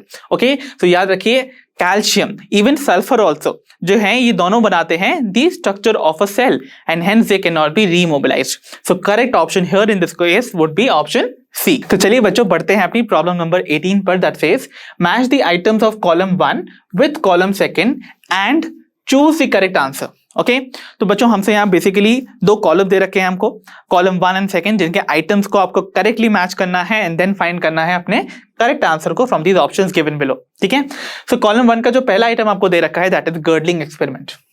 Okay, so girdling experiment I hope आप सभी को याद होगा, मेरे कॉन्सेप्ट अराउंड वीडियो में मैंने आपको बताया था। ये एक एक्सपेरिमेंट है जो कि डेमोन्स्ट्रेट करता है कि कैसे फूड का ट्रांसलोकेशन होता है inside the plant body across the phloem, right? तो इसका मतलब गर्डलिंग एक्सपेरिमेंट को आप यहां पर देखिए, आपको एक यहां पर आइटम दे भी रखा है कॉलम 2 में, that is translocation in phloem. तो गर्डलिंग एक्सपेरिमेंट जो है वो डेमोन्स्ट्रेट करता है the process of translocation of food in the phloem. तो इसीलिए जो फर्स्ट आइटम यहां पर है वो मैच कर रहा है with the item D of column 2। तो देखिए फर्स्ट डी से कहां मैच हो रहा है, in only option B and option C. इसका मतलब option A and D would be eliminated. ठीक है, ओके, चलिए देखते हैं अपना second item that is cobalt chloride paper. Okay, so cobalt chloride paper basically एक ऐसा पेपर है जो कि ऑब्वियसली कोबाल्ट क्लोराइड से ही बना है। वो पेपर जो है वो चेक किया जाता है to detect the presence of moisture. ठीक है, इसीलिए इसको ट्रांसपिरेशन की स्टडी में यूज किया जाता है। कैसे, देखिए जैसे फॉर एग्जांपल हमने एक डाइकॉट लीफ लिया, राइट? तो डाइकॉट लीफ का क्या फीचर था, मैंने आपको बताया था डाइकॉट लीफ पे जो अपर सरफेस पे है उस पे लेस नंबर ऑफ स्टोमेटा होते हैं बिकॉज ट्रांसपायरेशन या वाटर का जो loss in the form of vapour जो कि मॉइस्चर को रिप्रेजेंट कर रहा है वो स्टोमेटा के थ्रू होता है, और स्टोमेटा ही ट्रांसपायरेशन को एक तरह से डिटरमिन कर पाएगा, इजंट इट? तो अगर हम देखें डाइकॉट लीफ जिसके अपर सरफेस पे क्या है, कम नंबर ऑफ स्टोमेटा है, वाइल लोअर सरफेस पे ज्यादा नंबर ऑफ स्टोमेटा है। तो अगर मुझे चेक करना है कि इन दोनों सरफेस पे किस एक्चुअली सरफेस पे ज्यादा ट्रांसपायरेशन होती है, तो उसको चेक करने के लिए हम इस पेपर का इस्तेमाल करते हैं। तो फॉर एग्जांपल अगर मैंने एक डाइकॉट लीफ ली है, राइट? अब इस डाइकॉट लीफ पे what I will do is मैं इसके दोनों सरफेस पर ये कोबाल्ट क्लोराइड पेपर को ऐसे बांध दूंगा। ठीक है, so suppose this is the one cobalt chloride paper जो कि अपर सरफेस पे टाइड अप है, और इसी के नीचे मैंने लोअर सरफेस पे बाउंड करा रखा है the another cobalt chloride paper. अब cobalt chloride paper originally blue colour का होता है। सो रिमेंबर जो आपका कोबाल्ट क्लोराइड पेपर है it is originally blue. Okay अब अगर ये मॉइस्चर के कांटेक्ट में आता है तो ये ब्लू से किस कलर में चेंज हो जाता है, पिंक कलर में। सो देखिए अगर मैं देखूं यहां पर जब हम काफी देर के बाद इस प्लांट को सनलाइट में रखेंगे तो ट्रांसपायरेशन की प्रोसेस जो होगी वो एक तरह से प्रमोट होगी। सो अगर बाद में आप चेक करेंगे इन दोनों पेपर्स को हटा के तो आप देखेंगे ये जो ऊपर वाला सरफेस पे जो पेपर अटैच था वो लेस पिंक कलर में कन्वर्ट हुआ होगा, वाइल जो नीचे वाला आपको कोबाल्ट क्लोराइड पेपर देखने को मिलेगा जो कि लोअर सरफेस पे अटैच था लीफ के, वो ज्यादा डार्क पिंक कलर में देखने को मिलेगा। इसका मतलब जो लोअर वाला आपका कोबाल्ट क्लोराइड पेपर था वो ज्यादा कांटेक्ट में आया होगा विद द मॉइस्चर, और ज्यादा मॉइस्चर के कांटेक्ट में कब आ सकता है आपका पेपर, तभी जब ज्यादा नंबर ऑफ स्टोमेटा प्रेजेंट हो, क्योंकि जितने ज्यादा स्टोमेटा होंगे उतनी ज्यादा वाटर वेपर लॉस होगा in the form of moisture, right. तो इसीलिए जो लोअर सरफेस पे कोबाल्ट क्लोराइड पेपर लगाया गया था वो ज्यादा डार्क पिंक कलर का आपको अपीयर होगा, isn't it? So cobalt chloride paper क्या बता रहा है, unequal transpiration on the leaf surfaces, isn't it? सो आपका सेकंड जो है वो मैच कर रहा है with the A over here. तो देखिए सेकंड ए से कहां मैच कर रहा है, हमारे बी और सी ऑप्शन में से, इन दिस केस राइट, यानी कि ऑप्शन सी। इसीलिए हमारा करेक्ट होगा option C, right. Option B भी एलिमिनेट हो जाएगा। तो आइए हम वेरीफाई कर लेते हैं रिमेनिंग मैचिंग्स को। तो देन वी हैव इज मंच। तो मैंने बताया था मंच ने प्रपोज करी थी 1930 में एक थ्योरी जो कि बताती है कि फूड का ट्रांसलोकेशन आखिरकार फ्लोएम के अक्रॉस होता कैसे है। तो उस थ्योरी को क्या नाम दिया गया था भाई, उसे बुलाया गया था द मास फ्लो हाइपोथेसिस और the pressure flow hypothesis, isn't it? Okay and lastly active transport, तो आपको पता है वो होता है अगेंस्ट द कॉन्सेंट्रेशन ग्रेडियंट। तो फोर्थ यहां पर सी से मैच हो रहा है। तो देखिए थर्ड बी से मैच हो रहा है इस ऑप्शन में, यस, एंड फोर्थ सी से करेक्टली मैच्ड है। So our final option which is correct would be option C. तो आइए बच्चों देखते हैं अपनी problem number 19 that says which of the following is translocated through phloem. तो बच्चों दिए हुए इन सब्सटेंसेस में से आपको फाइंड करना है कि कौन सा ऐसा सब्सटेंस है जो कि फ्लोएम के थ्रू ट्रांसलोकेट होता है। So I hope you all remember translocation क्या होता है, बल्क ट्रांसपोर्टेशन, यानी कि बल्क क्वांटिटी में किसी चीज का जब ट्रांसपोर्ट होता है within the plant body we call it translocation. Okay so option है हमारे option A hormones, option B sugars, option C amino acids और option D all of the above. तो you all know very well जब आप phloem से आपको analyse करते हैं तो आपको देखने को मिलता है कि सिर्फ शुगर ही ट्रांसपोर्ट नहीं हो रही है, साथ ही साथ आपको हार्मोन्स, अमीनो एसिड्स, ये सभी ट्रांसपोर्ट होते हुए नजर आते हैं across the phloem. That means all of these substances are going to be transported, hence the correct option here would be option D all of the above. तो चलिए बच्चों अब हम देखते हैं अपनी प्रॉब्लम नंबर 20 को that says stomata of a plant opens due to. तो जो प्लांट के स्टोमेटा होते हैं वो इनमें से किस वजह से ओपन होते हैं। So option A is influx of calcium ions, option B influx of potassium ions, option C efflux of potassium ions या option D influx of hydrogen ions. तो बताइए बच्चों इनमें से किस फिनोमेना की वजह से आपको स्टोमेटा ओपन होते हुए नजर आते हैं। तो आपको पता है ना स्टोमेटा की ओपनिंग एंड क्लोजिंग के पीछे जो चेंज इन टर्जिडिटी है that is the immediate cause, right. तो वो जो टर्जिडिटी में चेंज आता है वो किस आयन की वजह से होता है, राइट। तो याद कीजिए मैंने आपको बताया था potassium ion is the one जो कि रोल प्ले करता है स्टोमेटल ओपनिंग में। तो याद रखिएगा मैंने आपको थ्योरी भी पढ़ाई थी active potassium ion pump theory, जिसमें क्या होता है potassium ion from the subsidiary cells enter करते हैं into the guard cells. Subsidiary cells जो थे वो एक तरह से स्पेशलाइज्ड एपिडर्मल सेल थे ना जो कि गार्ड सेल के चारों तरफ प्रेजेंट होते हैं, वो स्टोर हाउस होते हैं और कैल्शियम आयन। तो जब उनका इनवर्ड मूवमेंट होता है इनटू द गार्ड सेल तब होती है स्टोमेटल गार्ड सेल्स की बेसिकली ओपनिंग, जिसकी वजह से स्टोमेटा ओपन होते हैं। सो यहां पर क्योंकि इनवर्ड मूवमेंट हो रहा है of potassium ion inside the guard cell we call it influx of potassium ion, right. तो इनवर्ड मूवमेंट इज इनफ्लक्स और इफ्लक्स होता है आउटवर्ड मूवमेंट। तो मैं आपको रिकॉल भी करवा देता हूं फटाफट से।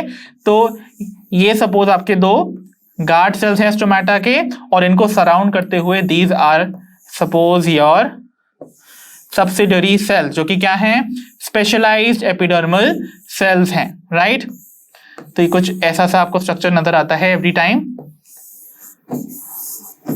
ओके सो ये जो सब्सिडरी सेल्स हैं इनसे पोटेशियम आयन जो है वो इनवर्ड सेंड कर दिए जाते हैं इनटू दीज गार्ड सेल्स। सो आपको पोटेशियम आयन की इनफ्लक्स की वजह से मूवमेंट नजर आएगा ऑफ वाटर, बिकॉज अंदर की तरफ पोटेशियम आयन अगर जा रहे हैं ऑफ द गार्ड सेल, तो यहां पर वो क्या क्रिएट करेंगे, हाइपरटोनिक कंडीशन। हाइपरटोनिक कंडीशन अगर यहां डेवलप होगी तो ऑब्वियसली यहीं से water will also enter inside, ठीक है, तो water also will enter inside, तो वाटर की एंट्री से ये गार्ड सेल हो जाएंगे टर्जिड, और टर्जिड होने की वजह से दे विल स्वेल, और स्वेलिंग की वजह से हो जाता है stomata open. So finally the option which is correct would be option B. तो आइए बच्चों, अब हम देखते हैं अपनी प्रॉब्लम नंबर 21 को, that says water potential of actively absorbing cell is. तो यानी कि ऐसा सेल जो कि एक्टिवली वाटर अब्सॉर्ब कर रहा है, उसका वाटर पोटेंशियल कैसा होगा। आपके ऑप्शंस हैं, option A always positive, option B always negative, option C always zero, या option D more than zero but less than 1। ठीक है, चलिए इस क्वेश्चन को समझने के लिए चलिए इसको समझने की कोशिश करते हैं with the help of this figure. तो लेट सपोज एक सेल आपको यहां पर मैं बना देता हूं। I am drawing a plant cell obviously because हम प्लांट फिजियोलॉजी पढ़ रहे हैं। तो ये जो सेल है, और क्योंकि प्लांट सेल है तो let me make this vacuole also and this is my nucleus. ठीक है, so this is a plant cell. अब ये प्लेस्ड है लेट्स से इन वाटर, बाहर है वाटर प्रेजेंट। ठीक है, तो ये जो सेल प्लेस्ड है इन वाटर, और ये सेल कंटिन्यूसली वाटर को अब्सॉर्ब कर रहा है फ्रॉम द सराउंडिंग। ठीक है, तो आपको कुछ ऐसी कंडीशन दिख रही है। ओके, सो ये कंडीशन हमारी किसकी है, सराउंडिंग की, बाहर वाटर मॉलिक्यूल्स हैं, और अंदर सेल की जो कंडीशन है मैं यहां पर इसको ऐसे लिख देता हूं। तो देखिए वाटर पोटेंशियल कॉन्सेप्ट आपने पढ़ा हुआ है ना, वाटर पोटेंशियल कॉन्सेप्ट के हिसाब से वाटर हमेशा कहां से कहां मूव करता है, from the region of higher water potential to the region of lower water potential. और सिंस वाटर यहां से अंदर मूव कर रहा है, इसका मतलब सराउंडिंग का वाटर पोटेंशियल जो होगा वो हाई होगा।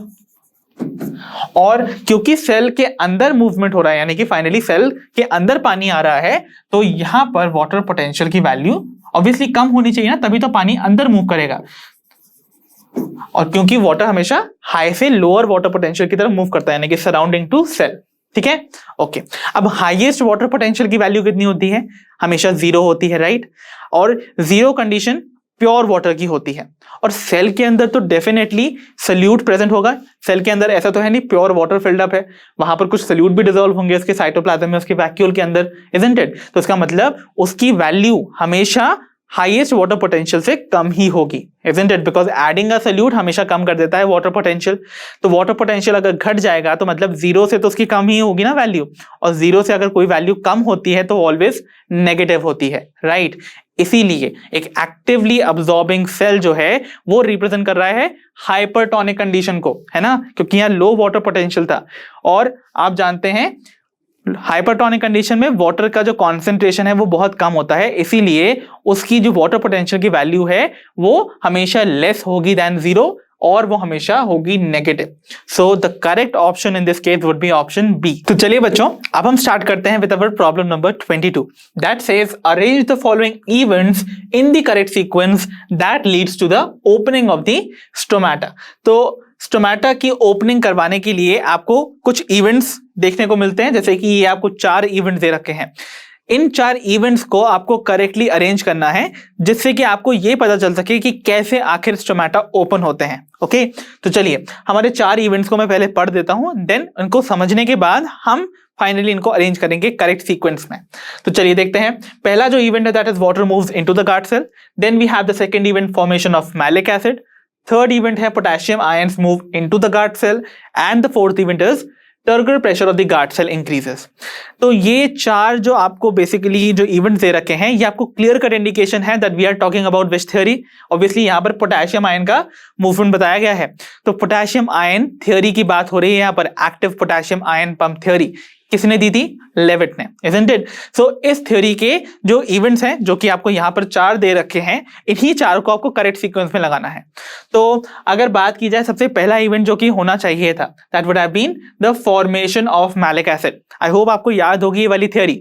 नहीं याद है तो आप जाके कॉन्सेप्ट एड ऑन वीडियो देख सकते हैं ऑफ दिस चैप्टर, राइट। तो देखिए मैं आपको 2 कंडीशंस याद दिखा देता हूं। एक तो है गार्ड सेल की, जिसको मैंने सिंपली जीसी लिखा हुआ है, और यहां पर क्योंकि इन्वॉल्वमेंट होता है of the subsidiary cells also, तो यहां पर मैंने सब्सिडरी सेल्स की कंडीशन को भी मेंशन किया है। ठीक है, चलिए सबसे पहले क्या होगा, फॉर्मेशन होता है मैलिक एसिड का इनसाइड द गार्ड सेल। तो जो मैलिक एसिड जिसको हम मैलेट भी कह सकते हैं, तो मैलेट या malic acid is just the same thing. तो मैलिक एसिड जो है वो उसका होता है ब्रेकडाउन। तो पहले तो फॉर्मेशन होगा ना, तो सबसे पहला जो इवेंट होना चाहिए that would be the second event. Okay, चलिए देन क्या होगा, ये जो मैलेट है या फिर मैलिक एसिड है इसका होगा डिसोसिएशन, राइट। तो ये डिसोसिएट करके बनाता है मैलेट आयन, और साथ ही साथ जो हाइड्रोजन आयन है वो यहां से निकल जाएगा। तो ये जो हाइड्रोजन आयन यहां पर रिलीज हुआ है डिसोसिएशन के बाद, ये मूव कर जाता है into the subsidiary cells. Okay, तो H+ आयन यहां सब्सिडरी सेल्स में आएगा और उसके बदले एक्टिवली यहां से पोटेशियम आयन्स अंदर पंप किए जाएंगे। सो पोटेशियम आयन की पंपिंग आपको सब्सिडरी सेल से अंदर देखने को मिलेगी इनटू द गार्ड सेल। ठीक है, तो ये होगी with the expenditure of energy, इसीलिए we call it active potassium pumping. Okay okay, so potassium ions have come into the guard cell. तो ये जो मैलेट आयन बना, ये मैलेट आयन और ये पोटेशियम आयन आपस में कंबाइन करेंगे टू फॉर्म पोटेशियम मैलेट।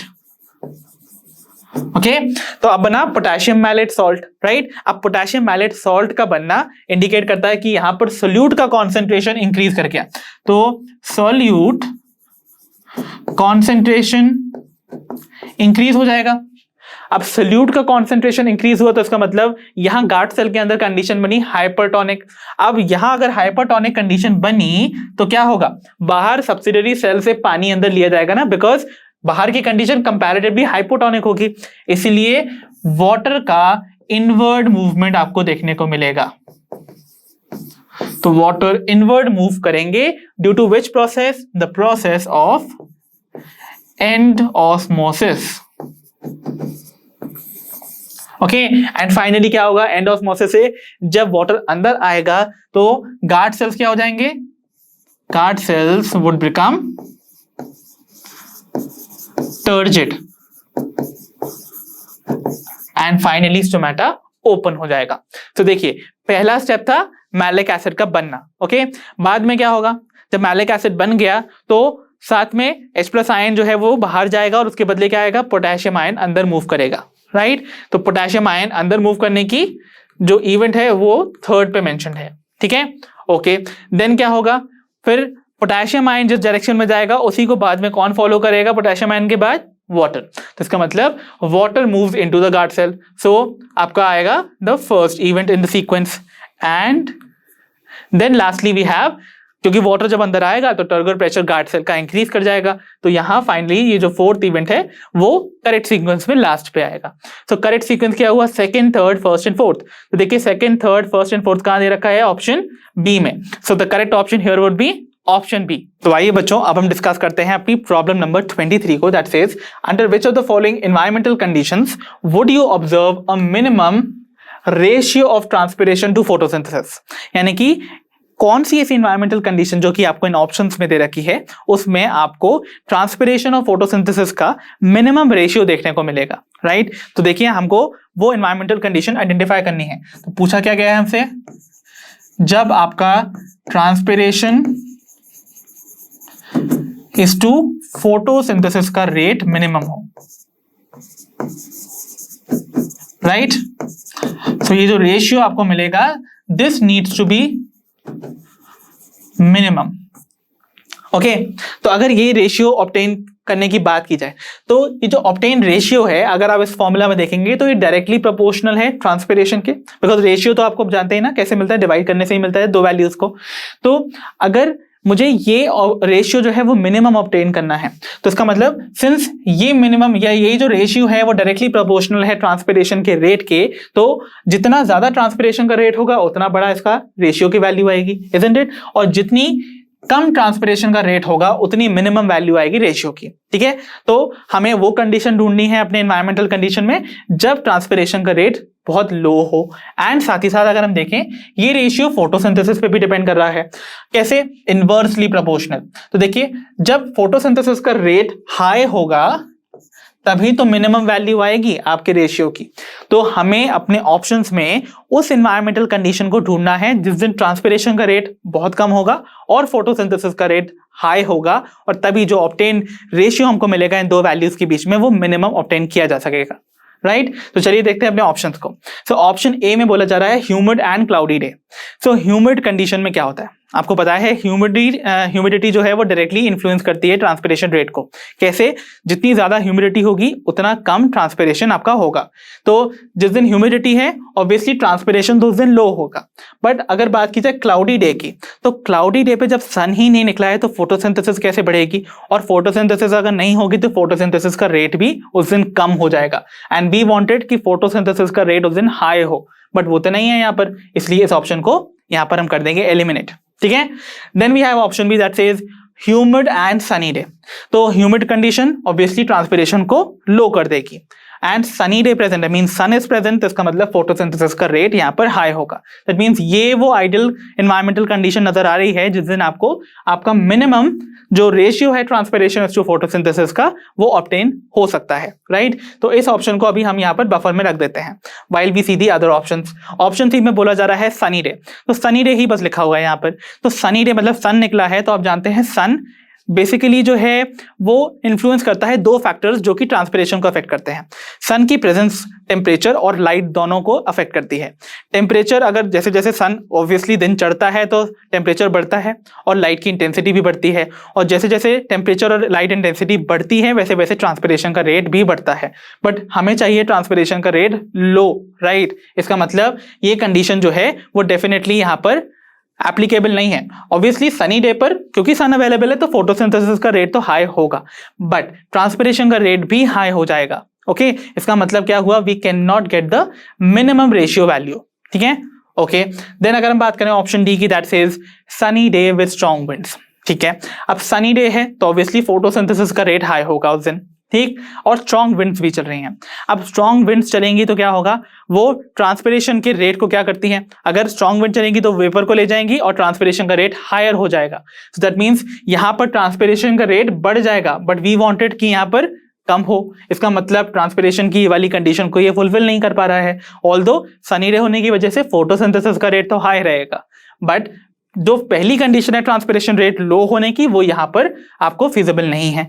इसका मतलब we are left with only option B, जो यहां पर वो एनवायरमेंटल कंडीशन को करेक्टली डिनोट कर रहा है जिसमें आपको मिनिमम वैल्यू मिल सकती है of the ratio of transpiration is to photosynthesis. तो the option which is correct over here would be option B. तो आइए बच्चों अब हम देखते हैं अपनी प्रॉब्लम नंबर 24 को।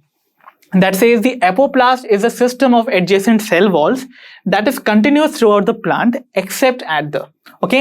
तो भाई हमको बताना है कि apoplast, I hope you remember apoplast pathway. Apoplast मतलब मैंने आपको मतलब भी बताया था, apo means without, plast means the protoplast. Protoplast क्या होता है, cell minus cell wall. Cell में से अगर सेल वॉल हटा दिया जाए तो जो भी अंदर का आपको सेल मेम्ब्रेन, साइटोप्लाज्म, वैक्यूल जो भी नजर आ रहा है that is all called the protoplast. तो यहां पर ये पाथवे जो है that is called apoplast because यहां पर वाटर जो है वो सिर्फ और सिर्फ सेल वॉल को क्रॉस कर रहा है सेल के, मतलब जो विदाउट जो प्रोटोप्लास्ट है ना उसको क्रॉस किए बिना वो डायरेक्टली मूव करेगा थ्रू द सेल वॉल या फिर जो दो सेल्स के बीच में इंटरसेल्युलर स्पेसेस होती हैं उनके थ्रू, ठीक है, इसीलिए वी कॉल इट एपोप्लास्ट। तो एपोप्लास्ट में मूवमेंट होगा ओनली थ्रू सेल वॉल्स। तो ये क्या हुआ, एक सिस्टम है जिसमें कि सेल्स जो होते हैं उनकी सेल वॉल आपस में इंटरकनेक्टेड है inside the plant body except at some sites. उन साइट्स को हमें फाइंड करना है, कौन से हैं वो साइट्स, चलिए देखते हैं। Option A plasmodesmata, option B casparian strip of the endodermis, option C tracheids या option D the vessel elements. तो आई होप पहले तो हम यहाँ पर रिप्रेजेंट कर लेते हैं द एपोप्लास्ट पाथवे। चलिए से मैं आपको बता देता हूं। तो आपको पता है ये सपोज मैं ड्रॉ कर रहा हूं रूट का एक सेक्शन, ठीक है। अब रूट का सेक्शन है, यहां पर ये रूट हेयर है और सपोज मैंने ड्रॉ भी कर देता हूं वॉल्स को बिकॉज मुझे एपोप्लास्ट पाथवे बताना है तो I should definitely draw the cell wall also in each case. तो ये है आपकी एपिडर्मिस की लेयर ऑफ द रूट, जिनसे कि रूट हेयर एक्सटेंड आउट कर रहा है, right. Then you have what, a layer of thin parenchymatous cell, जिन्हें हम बुलाते हैं कॉर्टेक्स, राइट। तो ये है suppose cortical cells. Let's see, these are my cortical cells. Okay, ये सेवरल लेयर्स से होते हैं, मैं बाकी की लेयर नहीं बना रहा हूं। उसके बाद we have the innermost layer of this cortex, और इस लेयर को हम कहते हैं एंडोडर्मिस, ठीक है। तो this layer is called endodermis, और इसकी जो वॉल होती है, देखिए इसकी वॉल की रेडियल और टेंजेंशियल वॉल्स पे आपको कुछ वैक्सी कोटिंग नजर आती है। तो ये जो वैक्सी कोटिंग होती है वो कहलाती है सुबरिन, ओके। और ये एक स्ट्रिप के फॉर्म में नजर आती है, that is why we call it Casparian strip, okay.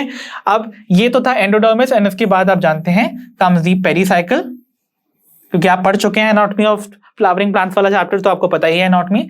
And मैं बाकी के वैस्कुलर टिश्यूज नहीं बना रहा हूं, सिंपली यहां पर जाइलम मेंशन कर दिया है, ठीक है। तो वाटर का मूवमेंट कैसे होता है, आइए उसको देख लेते हैं।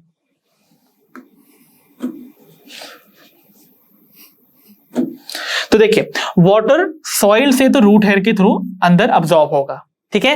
एंड फाइनली अगर इसको एपोप्लास्ट पाथवे को के थ्रू अंदर जाइलम तक पहुंचना है, तो देखिए ये वाटर जो है वो एपिडर्मिस की सेल वॉल के थ्रू होता हुआ आप देखेंगे पैरेन्काइमा सेल से होते हुए या फिर इनके बीच की इंटरसेल्युलर स्पेस से होते हुए कहां पहुंचेगा, एंडोडर्मिस में।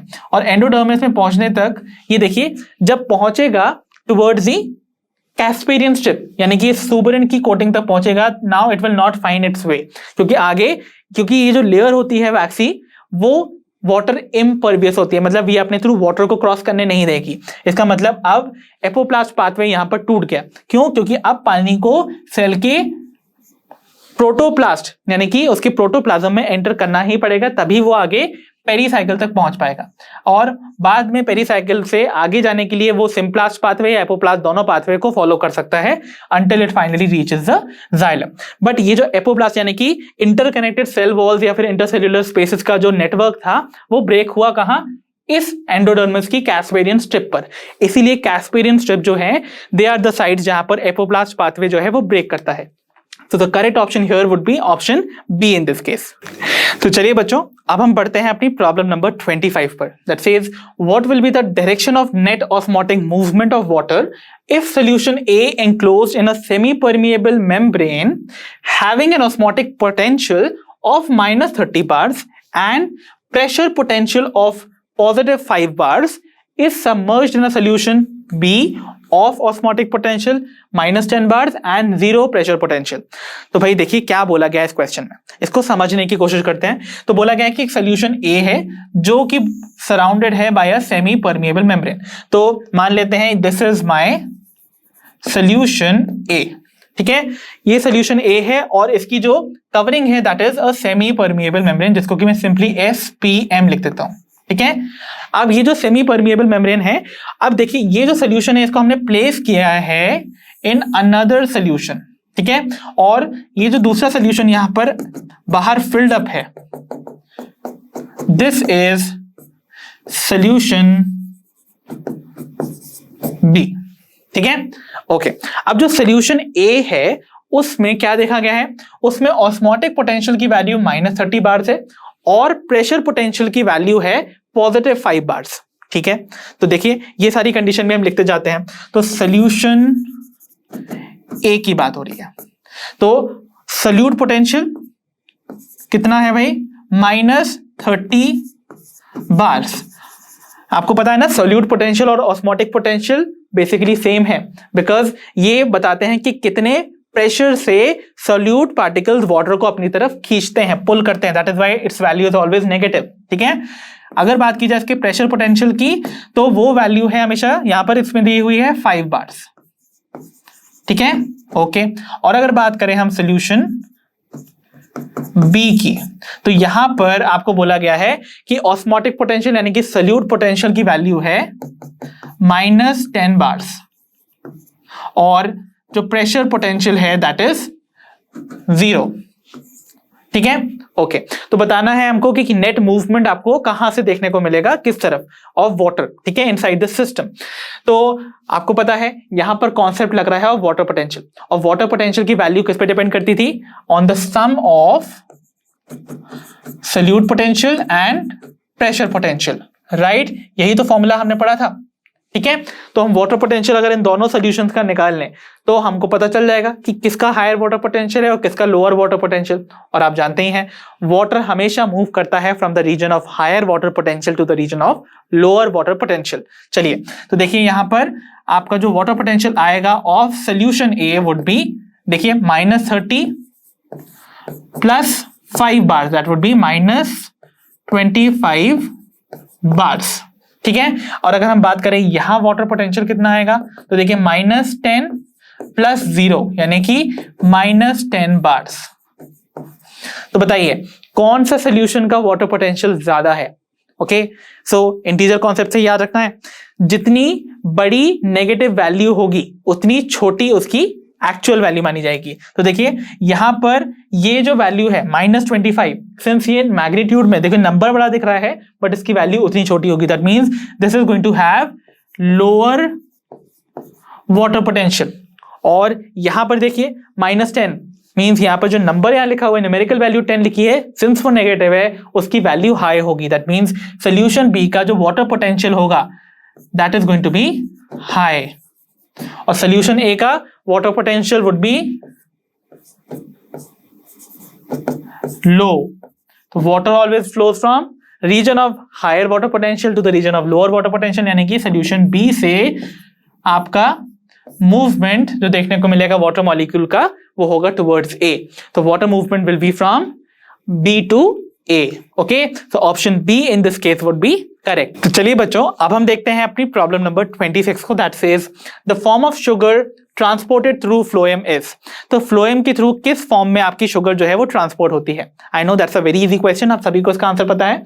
Option A glucose, option B fructose, option C sucrose या option D ribose, and the correct option would be option C sucrose, right. तो सुक्रोज एक डाइसैकेराइड के फॉर्म में फ्लोएम के अंदर आपकी शुगर ट्रांसपोर्ट होती है। ओके तो चलिए बच्चों अब हम देखते हैं अपनी problem number 27, that says the correct sequence of movement of water through the root is represented by. तो आपको यहां पर कुछ सीक्वेंस दे रखे हैं जिनमें से आपको उस सीक्वेंस को आइडेंटिफाई करना है जो कि करेक्टली रिप्रेजेंट करता है कि कैसे वाटर मॉलिक्यूल्स रूट के अंदर ट्रैवल करते हैं, ठीक है। तो आपको पता है सबसे आउटरमोस्ट जो आपको पार्ट देखने को मिलेगा जो कि वाटर को ऑब्जॉर्व करता है directly from the soil would be the root hair. तो बिगिनिंग तो रूट हेयर से होनी चाहिए ना, तो रूट हेयर से यहां बिगिनिंग हो भी रही है, देखिए किसमें, बी और सी ऑप्शन में, और ए और डी में देखिए कॉर्टेक्स एंड जाइलम से बिगिनिंग हो रही है, दैट मींस ये दो ऑप्शन तो definitely at the very first instance wrong हो जाएंगे, ठीक है। ओके अब रूट हेयर जो है वो बेसिकली क्या है, आपको पता है रूट हेयर आपके रूट के एपिडर्मिस के ही एक्सटेंशन है ना, एपिडर्मल सेल का एक्सटेंशन है, दैट मींस रूट हेयर के बाद वाटर एपिडर्मल सेल्स में एंटर करेगा, यानी कि आपके रूट की एपिडर्मिस लेयर में।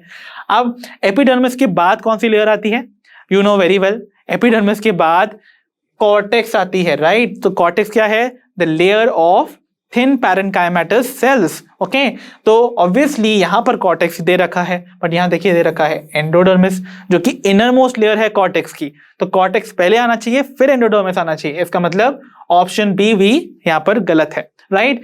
तो कॉर्टेक्स के बाद आप जानते हैं एंडोडर्मिस की लेयर आती है जहां पर आपको सुबरेंट की डिपोजिशन देखने को मिलती है ना सेल्स में और उनकी वॉल्स में, which are called the Casparian strip, and then we have pericycle and finally the xylem. तो इस डायरेक्शन में, इस करेक्ट सीक्वेंस में आपके वाटर मॉलिक्यूल्स का मूवमेंट देखा जाता है across the root. So the correct option और the correct sequence represented in this case would be in option C. So the correct option here would be option C. तो चलिए बच्चों अब हम डिस्कस करते हैं अपनी प्रॉब्लम नंबर 28 को, that says which among the following contributes the most to the transport of water from the soil to the leaves of a tall tree.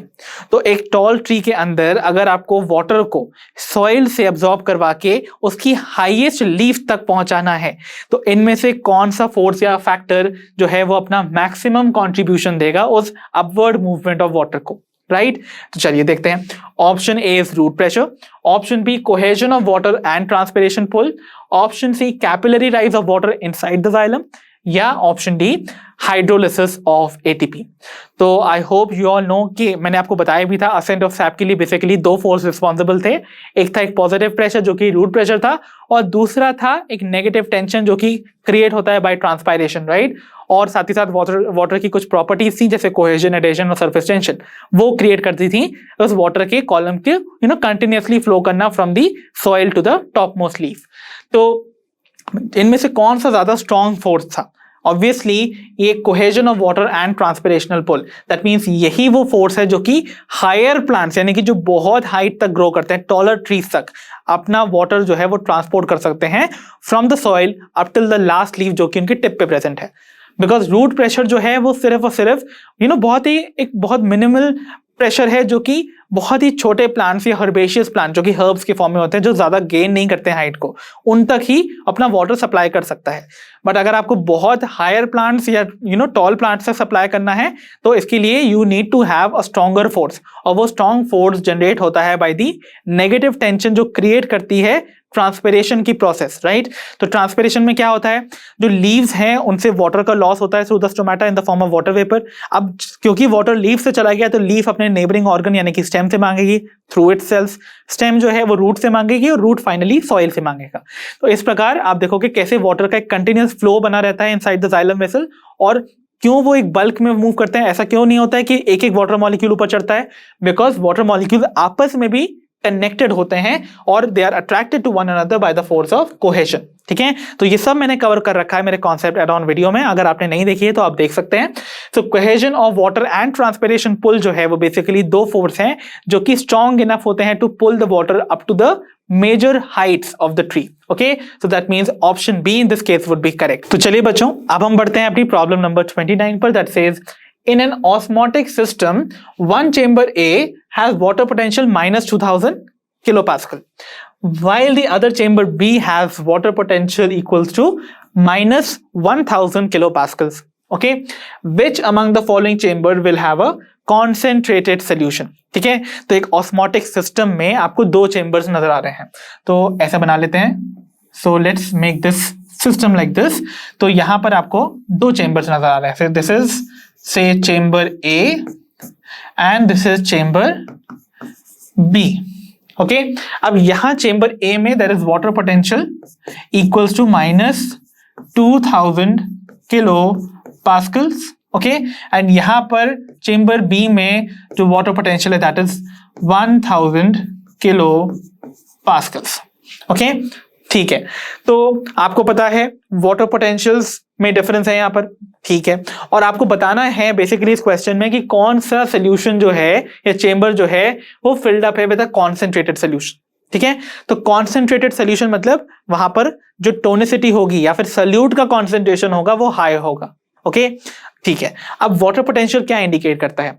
Water potential indicate करता है the free energy of free water molecules, right. तो जितना ज्यादा आपका water potential होगा उतने ज्यादा water molecules free होंगे, मतलब उतने कम सोल्यूट डिसॉल्व हुए होंगे, क्योंकि सोल्यूट के एडिशन से वाटर मॉलिक्यूल्स के जो फ्री नंबर था वो डिक्रीज हो जाता है, क्योंकि वाटर मॉलिक्यूल्स इंटरैक्ट करते हैं ना with the solute, isn't it. तो यहां पर किस चेंबर की ज्यादा वाटर पोटेंशियल वैल्यू है? तो देखिए, आपको पता है the lesser the negative value, आपको पता है उतनी हायर उसकी मैग्नीट्यूड या रियल वैल्यू होती है, राइट। तो इसका मतलब जितनी यहां पर कम वैल्यू दे रखी है वाटर पोटेंशियल की in terms of numerical number, अगर उस पर नेगेटिव लगा है इंटीग्रल टर्म्स में, तो आप जानते हैं कि ये वैल्यू पोजेस कर रहा है higher water potential. That means यहां है हाई वाटर पोटेंशियल, ठीक है, और यहां पर है लो वाटर पोटेंशियल, यानी कि वाटर पोटेंशियल अगर यहां लो है इसका मतलब यहां पर फ्री वाटर मॉलिक्यूल्स कम होंगे, और फ्री वाटर मॉलिक्यूल्स कम कब होते हैं? जब यहां पर सोल्यूट ज्यादा होंगे। दैट मींस यहां सोल्यूट का जो कॉन्सेंट्रेशन है वो हाई होगा। दैट मींस यहां पर आपका सोल्यूट कॉन्सेंट्रेशन, जैसे हम सोल्यूट पोटेंशियल के नाम से भी जानते हैं, वो हाई होगा, और अगर ये हाई होगा तो इसका मतलब ये वाला जो सोल्यूशन है that is going to be hypertonic. और हाइपरटोनिक कंडीशन क्या रिप्रेजेंट करती है? कॉन्सेंट्रेटेड सोल्यूशन, जहां पर वाटर मॉलिक्यूल्स कम होते हैं in comparison to the solute, right. तो हमारा जो चेंबर कंटेन कर रहा है concentrated solution, that would be chamber A. So option हमारे चेंबर ए है, चेंबर बी है, both chambers will have equal concentration. ये ऑप्शन डी में बोला है data insufficient, but we know our answer would be option A in this case, that is chamber A. तो आइए बच्चों बढ़ते हमारे आज के सेशन की लास्ट प्रॉब्लम पर, which is problem number 30, that says root pressure is maximum when. तो आपको बताना है कि रूट प्रेशर मैक्सिमम इनमें से कौन सी कंडीशन में आपको देखने को मिलेगा। So I hope you all remember कि रूट प्रेशर हमने कहां पढ़ा था। Yes, you guessed it right. We studied it in the ascent of sap, है ना। तो ascent of sap में रूट प्रेशर एक पॉजिटिव प्रेशर था जो कि इनकमिंग वाटर मॉलिक्यूल्स अप्लाई करते हैं on the already present water molecules पे, जो कि इनसाइड दी जाइलम वेसल आपको देखने को मिलेंगे। तो उससे क्या होगा, इनकमिंग वाटर मॉलिक्यूल जब आएंगे तो वो जाइलम में प्रेजेंट वाटर कॉलम को अपवर्ड पुश करते हैं और इससे वाटर का ट्रांसपोर्टेशन होता है up to a small distance, right. तो रूट प्रेशर कब मैक्सिमम होगा, राइट। तो जितने ज्यादा वाटर मॉलिक्यूल अंदर अब्सॉर्ब होंगे उतना ज्यादा वो प्रेशर ऊपर जनरेट करेंगे to push the water up, right. So देखिए आपको फाइंड आउट करना है कंडीशन। तो ऑप्शन ए में बोला गया है absorption is high but transpiration is low. Option B absorption is low but transpiration is high. Option C both absorption and transpiration is high. And option D both absorption and transpiration is low. तो root pressure obviously कब ज्यादा होगा, जब incoming water molecule ज्यादा होंगे। Incoming water molecule ज्यादा होने का मतलब उस दिन अब्सॉर्प्शन जो रेट होगा वो हाई होगा।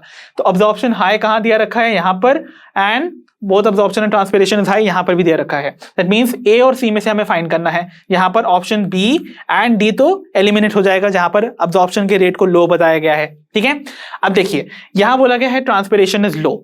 ऑब्वियसली जिस दिन ट्रांसपिरेशन कम होगा, समझिए ट्रांसपिरेशन कम होने का मतलब क्या होगा, यहां पर वाटर जो है वो इवेपोरेट कम हो रहा होगा, तो इसका मतलब जो पुलिंग फोर्स है वो ऑलरेडी एब्सेंट है, ठीक है। तो वो पुलिंग फोर्स अगर एब्सेंट है तो रूट प्रेशर अपना मैक्सिमम अपनी कैपेसिटी से या मैग्नीट्यूड से अपना प्रेशर अप्लाई कर पाएगा अपवर्ड्स। इसका मतलब जिस दिन अब्सॉर्प्शन हाई हो और ट्रांसपिरेशन का रेट लो हो तो रूट प्रेशर से पानी ज्यादा अपवर्ड पुल किया जा सकता है या पुश किया जा सकता है in fact, okay. So option A absorption is high but transpiration is low, right? So this is going to be the correct option. but देखिए यहां बोला गया कि both absorption and transpiration is high, तो absorption rate high होना तो ठीक है, but अगर transpiration rate भी high होगा तो obviously transpirational जो pull होता है वो अपना, क्योंकि वो higher magnitude की value है, means वो एक ज्यादा strong pressure है, तो इसीलिए वो एक तरह से ओवरकम कर लेगा इस रूट प्रेशर के थ्रू वाटर के जो अपवर्ड मूवमेंट हो रहा था उसको। सो इसका मतलब यहां पर option C both absorption and transpiration is high वाला जो ऑप्शन है that is going to be incorrect in this case. So finally the option which is correct would be option A. तो बच्चों इसी के साथ खत्म होता है हमारा आज का session on the must practice questions of transport in plants. So बच्चों आई होप आपको बहुत मजा आया होगा आज के इन क्वेश्चंस को प्रैक्टिस करने में। अब हम मिलेंगे अपनी नेक्स्ट वीडियो में। अंटिल देन आप पढ़ते रहिए, अपना ध्यान रखिए, और जैसा कि आप सभी जानते ही हैं कि लर्नो हब फ्री है पर बेस्ट है।